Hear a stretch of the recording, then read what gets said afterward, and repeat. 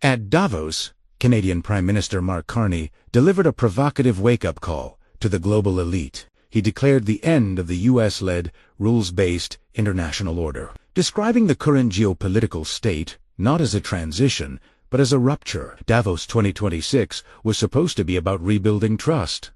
But Canadian Prime Minister Mark Carney just walked into the room and flipped the table. In a speech that is being called the most honest assessment of the 21st century, Carney told the world's elite that the world they knew, the rules-based international order, is dead. He didn't call it a transition, he called it a rupture. Today, we're breaking down Carney's Davos address, why he thinks the US-led era is over, and the danger of weaponized integration, and his bold new plan for middle powers to survive the clash of titans.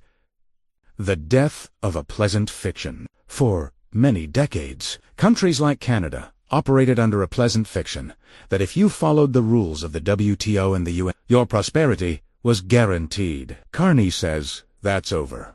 Carney argued that great powers referencing the US and China have begun using economic integration as a weapon. Think about that.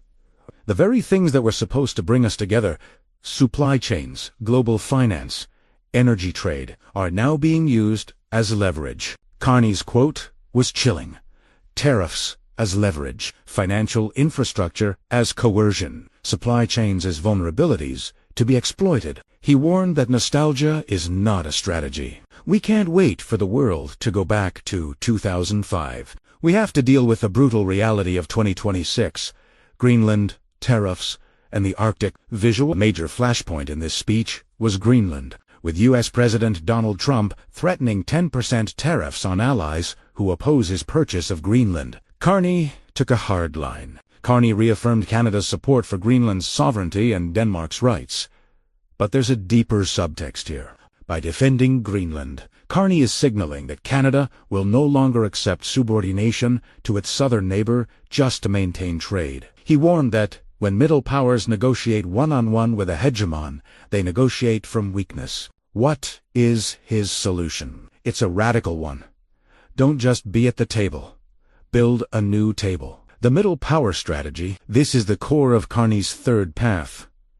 He argues that middle powers, countries with significant influence, but not superpower status, are being forced to choose, compete for the favor of a hegemon, or combine their power. Key tactics. 1. Strategic autonomy. Canada must be able to feed itself, fuel itself, and defend itself. This explains Carney's recent $6 billion investment in Arctic radar. 2. Diversification. Carney is aggressively moving away from total reliance on the U.S. He highlighted new deals with Qatar for investment and a controversial but pragmatic EV deal with China. 3. The third path. Working with leaders like Emmanuel Macron to create a bloc of like-minded nations that value human rights. Sustainable development, but have the heft to resist economic bullying. At the table or on the menu. Carney used a famous analogy from Hoffel about a greengrocer who puts up a sign he doesn't believe in just to avoid trouble. Carney's message to CEOs and leaders: take your signs down. Stop pretending the old system works. This is a call for principled pragmatism. It means Canada will trade with China on EVS and seek Qatari capital, while simultaneously slamming U.S. tariff threats. It's an eyes-wide-open approach. As Carney put it, if we are not at the table, we are on the menu. For Canada, that means building strategic autonomy in critical minerals, AI, and energy. Is this a new world order? Mark Carney's Davos speech wasn't just a policy update, it was a declaration of independence from the old American peace. He's betting that in a world of fortresses, Canada's best defense is a strong offense, diversifying trade, bulking up the military, and forming a third path with other middle powers. Is this the end of global cooperation, or the beginning of a more honest, principled era? Is Carney's third path realistic, or is Canada too tied to the U.S. to ever be truly autonomous? Let us know what you think in the comments. Thanks for watching. Like and subscribe for more deep dives into the geopolitics of 2026.